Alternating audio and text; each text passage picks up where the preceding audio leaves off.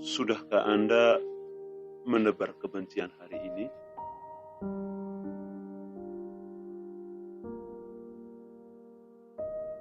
Barangkali kita sering lupa bahwa mengatasi ketidakberesan di dalam diri mesti diutamakan terlebih dahulu sebelum terjun ke dalam ruang kehidupan orang lain.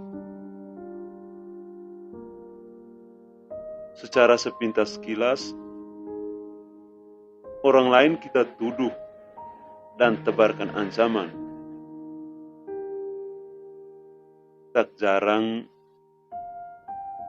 tanpa pijak pikir bijaksana, kebencian jadi seperti bola liar yang siap ditendang ke mulut gawang siapa saja. Kita jadi tidak kritis, reaksioner tanpa filter, hantam sana-sini tanpa akidah.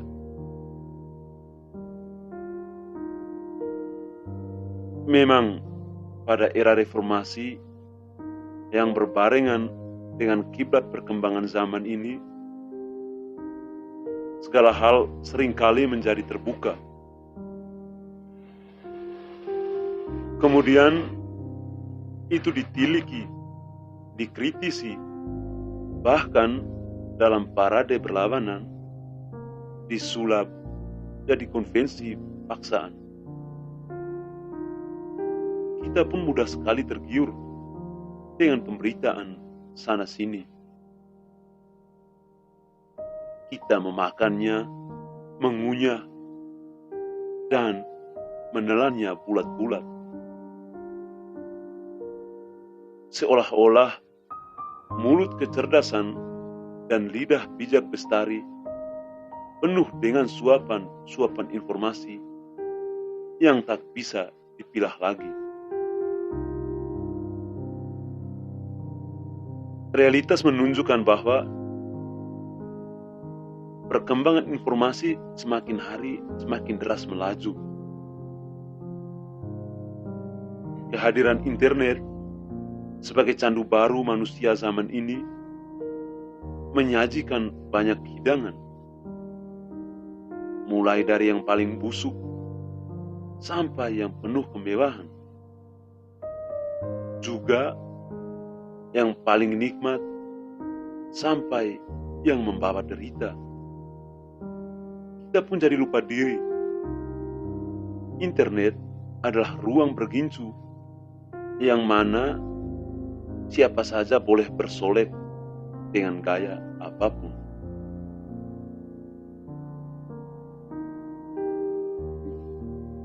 Lalu bencana itu muncul. Kebencian tampil beriringan dengan informasi yang punya maksud memantik, provokasi atau pancingan, agitasi atau hasutan, dan putrefaksi atau pembusukan. Orang berkumpul dan berserikat dalam tata ibadah tertentu dikatakan sesat, padahal tidak ada kepentingan agama tertentu yang dirisak. Orang memutuskan untuk memilih orientasi seksual tertentu dikatakan bejat. Selagi tidak ada ikon kemanusiaan yang dilanggar, ruang privat semacam itu tidak patut dicampuri. Toh, feminis Judith Butler mengatakan bahwa seksualitas, bahkan gender itu sendiri, adalah ekspresi. Sehingga itu mesti tertunjukkan dalam cangkang kebebasan dan bukannya pemaksaan. Selain itu, orang berkumpul demi kepentingan intelektual, wawasan, dan pengetahuan malah didefamasi jadi tidak taat pada negara. kontestasi diciptakan, manusia sepertinya jadi linglung, bingung, bahkan rusak pemikirannya. Otak menumpul, berpikir kritis, menjumut. Barangkali kebencian adalah cara menciptakan rasa nyaman dalam koridor yang salah kaprah, atau penciptaan rasa nyaman yang terhipnotis oleh ketakutan itu sendiri. Di sini argumentasi Paul Thomas, seorang pakar pendidikan, menemukan titik sahihnya. Dia bilang bahwa teknologi dapat menjadi penghambat ketika kita mau menumbuhkan kemampuan baca tulis, menghitung, dan berpikir kritis. Tentu, kita bisa membantah gagasan ini. Namun, dalam konteks ini, Thomas benar. Ambivalensi wajah teknologi sedang kita rasakan, saksikan, juga lapangkan. Kebencian melesat cepat, digiring oleh panah hakiman. Padahal manusia yang dikaruniai akal budi itu harusnya tak cepat terjerumus. Manusia makhluk paling luhur, istimewa, mulia, mesti larut dalam refleksi dan tunduk pada kejernihan berpikirnya sendiri. Sebab sebelum keputusan keberpihakan diambil, kematangan diri adalah fatwa utama. Dan ini mesti diingat bahwa tidak semua item bisa masuk dalam ranah kaji kita. Ada hal-hal tertentu yang tidak perlu ditanggapi atau dikomentari. Pemberitaan-pemberitaan di luar gerobong nalar kritis hanya bikin otak cepat semerawut bila dipersoalkan.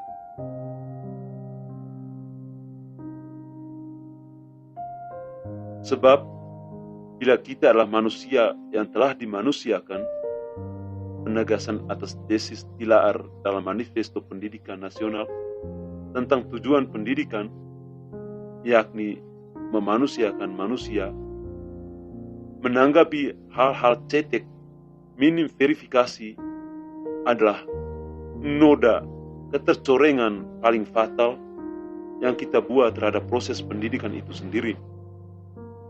Dan sekali lagi, kebencian boleh jadi menjelma secepat kilat dalam jagat informasi. Pada akhirnya, kebencian pada diskursus yang lebih kompleks hanyalah menimbulkan apa yang diujarkan Bung Hatta sebagai persatean, sebuah antitesis atas persatuan. Ini karena pada prinsipnya persatuan timbul dari kesadaran dan bukannya dipicu oleh paksaan. Sementara pada lain sisi, persatean merujuk pada daging sate yang dipaksa bersatu dalam lidi. Pastinya, menjalani bangsa ini hanya untuk mengganggu, memaksa, dan membenci orang lain sangat menunjukkan betapa bobroknya nasionalisme kita. Jadi, sebaiknya kita butuh piknik dan banyak membaca buku.